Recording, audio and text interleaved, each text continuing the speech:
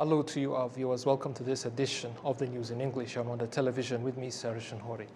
We'll begin with the headlines. On behalf of the government of Rwanda, the Minister of Interior, Alfred Gasana, has received the Global Governance Excellence Award and the for Government Innovation and Public Services Excellence category for the Imihigo Performance Contracts Initiative in an award ceremony at the World Government Summit in Dubai. BPR Bank Rwanda has hosted its customers at a Thanksgiving breakfast function as part of its Appreciation Day initiative.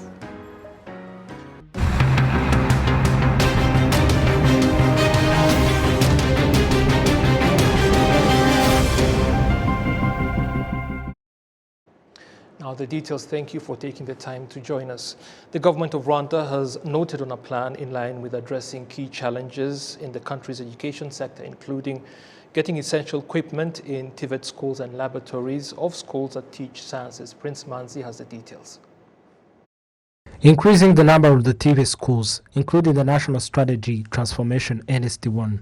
These schools are currently in almost all 416 sectors in the country. Nevertheless, teachers tackle on the lack of essential equipment needed, hence affecting the quality of education. For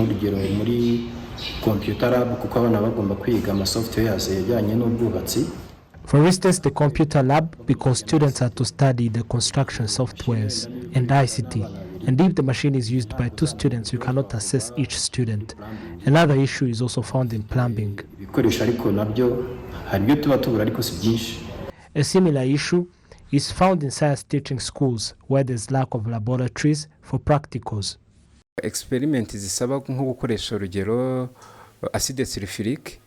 There are experiments that require to use sulfuric acid and cannot be undertaken anywhere. What we are able to do are the simple experiments done as you transport small equipment to classrooms, and we avoid undertaking risk assessments.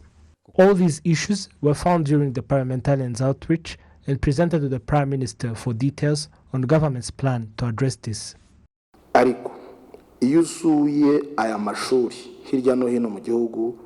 To address unemployment, the government enhanced the enrollment in TVET schools, and it is an effective approach. Nevertheless, when you visit the schools, you find a lack of essential equipment.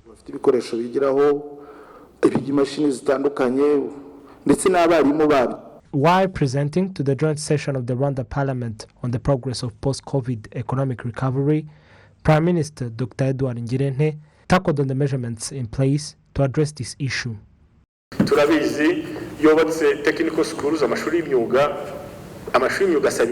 We are aware of this, that these TVET schools require equips, especially workshops, and they are expensive, but we are affording some slowly by slowly. Even though we are focusing on TVETs, but also in the general education, there's a lack of laboratories. We are constructing some as well and introducing mobile labs that can be shared between schools that are close. But these are still under discussions. We are aware of this, and for technical schools, as they are referred to as hands-on skills, we know that they are in need of them urgently.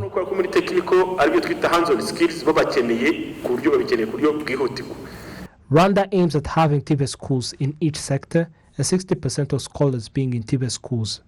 The year 2022-2023 ended with 40% of scholars enrolled in technical and vocational schools. Thank you, Prince, for that report. Now, as we noted in the headlines on Wednesday, on behalf of the government of Rwanda, the Minister of Interior, Alfred Gasana, received the Global Governance that is the Global Government Excellence Award, Government Innovation and Public Services Excellence category for the Imihigo Performance Contracts Initiative in an award ceremony at the World Government Summit in Dubai. Minister Alfred Gasana and the UAE Deputy Prime Minister, who is also the Minister of Interior for that country, His Royal Highness Lieutenant General Sheikh Saif bin Zayed Al Nahyan, signed a Memorandum of Understanding on security cooperation and counter-terrorism. Now to matters back here at home. The Rwanda Development Board has noted that there should be contributions from the private sector to accelerate the rate of investment here in Rwanda. Adam Squizera with more.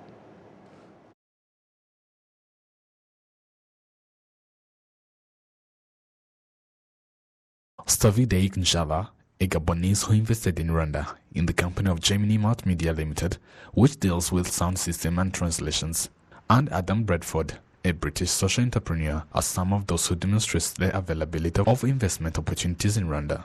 The reason why I decided to stay here to run my business is because the processes for somebody to get registered, especially a non-East African, are quite easy.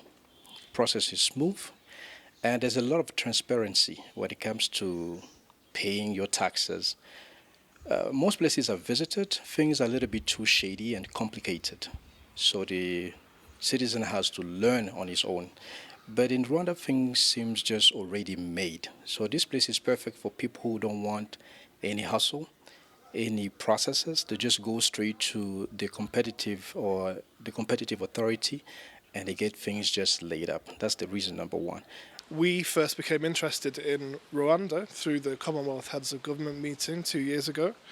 That introduced us to the country, and I think one of the major things about Rwanda, Kigali in particular, is how easy it is for foreigners to come and do business. There's a lot of incentives for investors, so for us it was kind of a no-brainer. It was an easy choice as somewhere that is stable, it's well-governed, and there's so many opportunities. Use Rwanda and its geography as a place to expand across the continent, so starting with East Africa, going across to other parts of Africa as well, but most of our operations and investment is going to come into Rwanda itself. The positive performance of financial institutions in Rwanda is identified as a key factor attracting both local and foreign investments. George Ndingatafon, a Cameroonian investor, acknowledged Rwanda's strong financial sector contributes to making the country an attractive investment hub on the African continent. This reflects the importance of a stable and well-functioning financial system in fostering economic development and encouraging investors to engage in various sectors within the country. I'll give you one example, right? There are so many countries that the international banking system does not recognize their letter of credit. But in Rwanda, once the banks are respected, once you put out a letter of credit to get equipment outside, this goes smoothly, But in so many other countries, this is almost unheard of. There are countries that have not honored their letter of credit for almost like a year. So this has also made Rwanda a very attractive destination. Earlier today, Rwanda's public-private sector convened for discussions on innovative and impactful investment opportunities in Rwanda. Shaka Michael Nyarwaya, the CEO of Afri Global Corporation, emphasizes the crucial role of the private sector in achieving the country's development strategy. This underscores the significance of private enterprises and businesses in driving economic growth, creating employment opportunities, and contributing to overall national development. The collaboration between public and private sectors is often essential for fostering a conducive environment for sustainable development. Our role as a private sector, it's all about to contribute for the economy of the country. So when we talk about Vision 2050, the upper income, the private sector will contribute almost 90%. So that we can achieve the upper income. So the upper income, each citizen must have at least 14,000 USD, or the middle income is 4,400, something like that. So we as a private sector, we need to create more jobs. We need to create more jobs so that young people can be employed, so that it will help the country to grow and the GDP to grow. So our role, it's all about creating more jobs, it's creating more companies, as I mentioned, in agriculture, on the tourism, and the mining, and infrastructure, logistics and transport, and sports. The Chief Executive Officer of Rwanda Development Board (RDB) highlights that the surge in attracted investments is primarily attributed to the private sector. This underscores the pivotal role played by private businesses and investors in contributing to Rwanda's economic growth and development. That the private sector is the engine of growth of our economy, that the public sector has got a role to set in place a conducive environment for private capital to spearhead growth and contribute to the well-being of our population. And we also believe as a country that a lot of development opportunities happen at the intersection of the two, where government sets in place the right conditions, the right policies that give incentives for you, private capital owners and managers, to see opportunities for profit, for growth, and hence give opportunities for employment and development of our country. Last year in 2023, the Rwanda Development Board (RDB) recorded new investment projects worth $2 billion from $1.6 in 2022. Adams Kwizera, RTV News. Thank you, Adams. Now, again, as we noted in the headlines, BPR Bank Rwanda has hosted its customers at a Thanksgiving breakfast function as part of its Appreciation Day initiative. The customers, especially religious organizations, were thanked by the bank's executives for their role in BPR Bank's continued progress. Things for free, but to get an infrastructure or a building where you stand and preach, it requires money. So sometimes it's good we do fundraising, we have offerings coming to us, but sometimes that takes longer. So when you partner with this banking institution, it helps to fasten achievement of the dream and the mission of the church. It was actually in 2015, we are almost finishing building our church today. And there was an opportunity of a building next to us, and we were in serious need of an administrative block. We had exhausted our savings. We had contributed so much. So financially, we were exhausted. We ran to them and told them, look, we have an opportunity of a building here that could help enhance our service of the ministry. Please help us purchase this. They gave us money. We bought the building. Now this building has helped us in hosting and housing our administrative staff. So that was the first time. Now, when we got done with that, we went back and actually got another loan for our investment efforts. They gave us money and we paid them back. So probably look for the next one when opportunity shows up. So our partnership with the BPR has helped us to multiply our pace in achieving our dream and achieving our mission. So we are so thankful to BPR for being such a wonderful partner and enabler in our efforts to achieve our vision and our dreams. Of course, with the journey, there are some areas we need to polish, and eventually we will be able to work more and much easily than it has been in the past. So we are so thankful to them, and we stay committed to be good and productive partners. As we just noted, the bank's customers extended their heartfelt thanks to BPR Bank, noting that the bank has been more than just a financial institution to them, standing by them and providing the support and resources they need to turn their aspirations into reality. Now, the executives of the bank also thanked the customers for their partnership. So the essence behind this gathering, this was a Thanksgiving breakfast. It was a breakfast where we wanted to come together with the leadership of BPR and our customers, our key customers. And the theme was that really we are because our customers are. So it was a day of giving thanks, first to God, because it's with Him that we are able to achieve everything we have achieved, but also our customers. Our customers are king. 2023 was a great year for us as BPR, walking the journey with our customers. So it was really an opportunity to go back to our customers and let them know that we appreciate their partnership. I wouldn't say it's necessarily challenging, but rather encouraging. Gatherings like these are good because it's not only an opportunity to tell our customers we appreciate them, but it's also great to hear from them on what is it that we could do better. We're a bank that believes in continual improvement, and so today was an opportunity to listen to our customers and say, we're offering you this, but is it meeting your needs, and what is it that we could do better?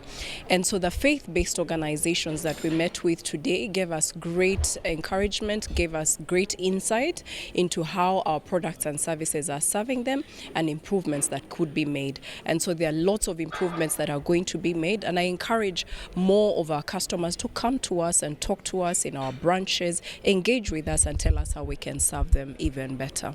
So we have, as BPR, we serve different segments and different customers.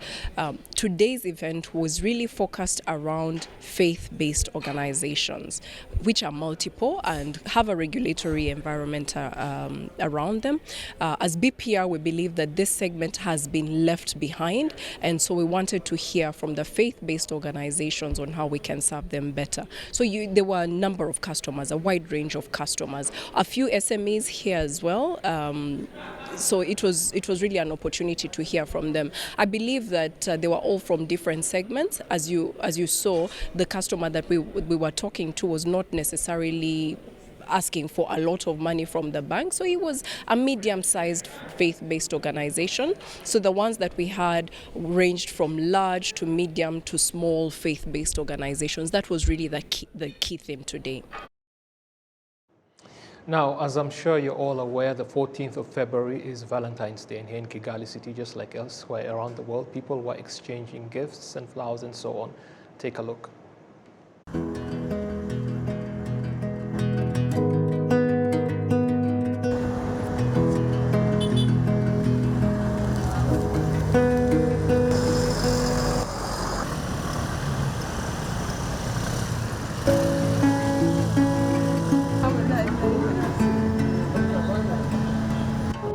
This day is so beautiful. I'm here to shop. I came to buy flowers for my love. Buying flowers is a symbol of love that should be done even every day.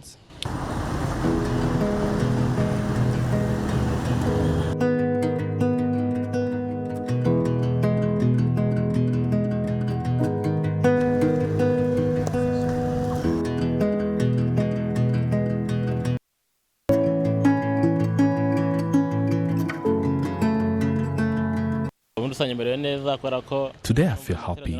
I'm coming from the service here at Nyarugenje, and I'm here to buy a gift for my wife. When she comes home from work, I will receive her and give her the gift.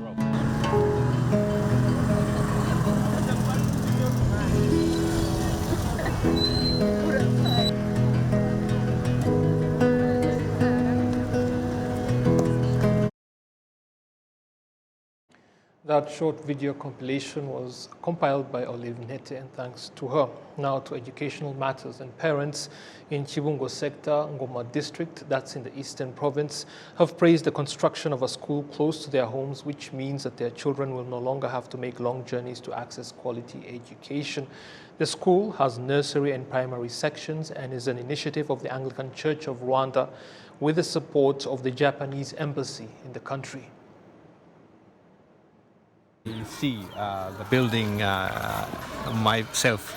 I am very satisfied of the quality of the building. And I seen children, kids, very happy. We are determined to put on highest priority in the education in our assistance for development. The Anglican Church of Rwanda provided 47 million Rwandan francs to construct the school, with the Japanese embassy donating up to 95 million Rwandan francs. It has 12 classrooms as well as other modern facilities that include a computer room. Now, military officials from Rwanda, Kenya, Tanzania, Zambia, Malawi, and Botswana, part of the 12th contingent of students at the RDF Command and Staff College in Nyakinama, Musanze district, have visited Rubavu district and were given explanations on how the district has been meeting its energy needs. The soldiers have been undertaking a course on energy security for sustainable development. Well, the experience on availability of power here in Rubavu is recommendable. I think Rubavu is doing fine, as the connectivity is about 70%. This has also shown an increase in industrial development, which has created more jobs and improving on the well-being of the local citizens. We have realized that energy security is critical to the development of any nation, as also it is with the security in terms of us, the military. So we realize that energy security is one of the dimensions which is critical, without which it is a problem when it comes to security. I've learned a lot with what Rwanda has achieved, and it is worth also pursuing and implementing some of the policies which the Rwandan government has put in place for its citizens in terms of our national security and national development.